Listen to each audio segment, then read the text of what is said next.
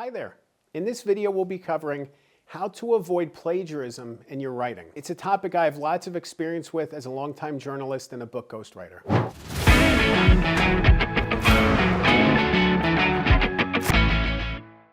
Falling into the plagiarism trap could destroy your credibility and even your career, so you're going to want to pay attention to the tips in this video. By the end of this video, you will learn what plagiarism is, the 2 things you can do to avoid it when using someone else's text and ideas, and why writing in your own words is the best strategy. And stay tuned until the end of the video for a free opportunity.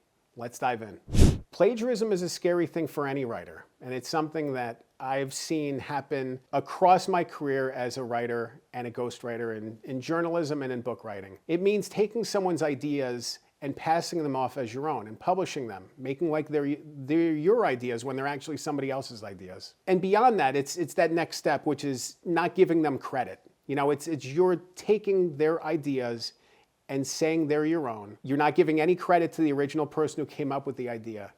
And it can get you in loads and loads of trouble. Original thoughts are not plagiarism. So anything that you think of on your own can't be plagiarism by nature.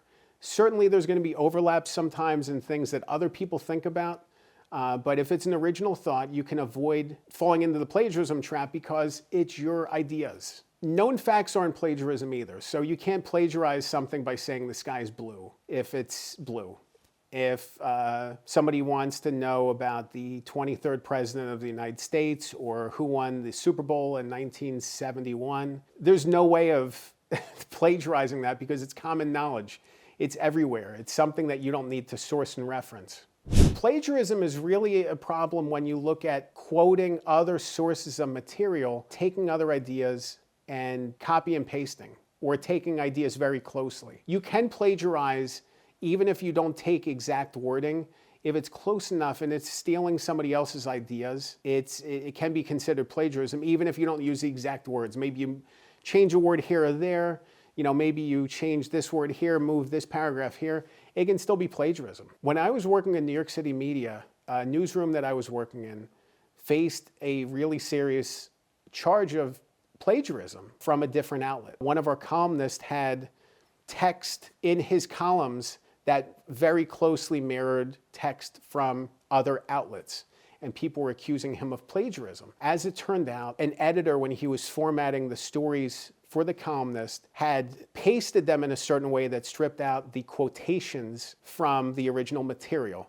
So the writer was not actually plagiarizing. It was a plagiarism scandal that happened because of a formatting issue. It was still very embarrassing. Even with that, it was still very embarrassing, and it was really scary. As a journalist, that's one of the scariest things that you can face is a charge of plagiarism, because it means that you are passing off somebody's ideas as your own. And we see plagiarism scandals popping up all across our society, in academia, in thought leaders. You know, every once and again, you'll see somebody called out for plagiarizing or passages of multiple books, and their entire career is derailed. Their credibility is gone because they stole ideas from somebody else. When you're quoting from other sources, make sure to properly cite and source them. That means telling the reader exactly where they're from, exactly who said what they said, exactly how you found the material. And that can be done in multiple ways. Sometimes that's in a footnote, or sometimes that's in quotations within the text. Sometimes that's at the end of the book or end of a chapter, and you can put a list of sources. Either way, it's crucial to be able to explain to the reader, to show your work basically, where you got the material from, and be able to quote it properly. It's really not that hard, but it's a super important process. The best way to steer clear of plagiarism is to simply write your own words, to focus on the things that you have to say instead of worrying about what other people have to say. You know, sometimes plagiarism is innocent and it's done by mistake, and sometimes it's deliberate, and sometimes it's a way to cover yourself. You know, I think a lot of times plagiarism falls into a couple categories. Sometimes it's lazy, and sometimes it's just sloppy attribution, and sometimes it's an insecurity, an imposter syndrome feel that somebody doesn't sound smart enough themselves, so they have to pass off somebody else's writing as their own. And that's a scary thing. You know, and there's also the issue cropping up sometimes of a deadline coming up. You know, maybe they need to meet a deadline, they're hustling, and they cut corners. This is one corner you can't cut. You really can't cut it because it's really going to hold you accountable. People are going to find out. It's becoming easier and easier today to find plagiarism when it happens, especially through different online tools like Grammarly. You can actually plug text into Grammarly and you can do a plagiarism check, and it'll show you the sources in which material comes through, where it pulls from, and it will tell you percentages based on how much of the material is taken from different places. I've dealt with manuscripts myself where the plagiarism was rampant, and all I did is plug it into Grammarly and boom, there it is. You know, maybe I had a sense of this reads a little too cleanly, and then I plugged it into Grammarly and there it is. You really can't hide it away anymore, and you can't avoid it. And it's becoming easier and easier, which just underlines the reason to write your own material or to quote people properly and source them. Sometimes people even plagiarize themselves. They take material that they've written previously and pass it off as new work.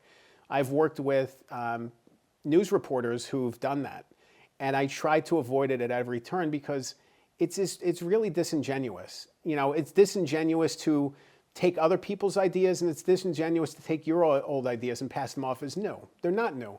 You can rewrite them pretty quickly in new ways, present them in new shapes. Instead of self-plagiarizing, instead of copying and pasting from your old material, you can actually rewrite the material in a new way and present that information in a way that's going to be compelling to the reader, instead of having them say, I've read this before, where did I read this? One other thing to keep in mind about plagiarism is that plagiarism isn't always about just copying and pasting. It's also about taking material that is coming from other places. One other area of plagiarism to keep in mind is involving AI models like ChatGPT, which is becoming more and more popular and more prevalent. By taking the information from ChatGPT and inserting it into text, you could be committing plagiarism without even realizing it. The text that ChatGPT is supplying to you is pulling from many different places, so you actually don't know sometimes the source of the material, and you also don't know if it's something that you should attribute and where to attribute. You know, ChatGPT is actually doing a better job recently of citing some of the information, but it's still a work in progress, and it's definitely something to be mindful of. If you want to learn more about book writing and ghostwriting, head to my website, goodghostwriter.com. You can click the link below. There you can subscribe to my emails and receive insights and information about the book writing process. You can also book a free one-on-one strategy call with me so we can discuss your book and look at your path forward to publication. Now remember, we come out with videos like this one every single week, so please like and subscribe to this channel if you like this video. Remember, good ghostwriting makes great books. I'm Dan Good. Thanks for watching.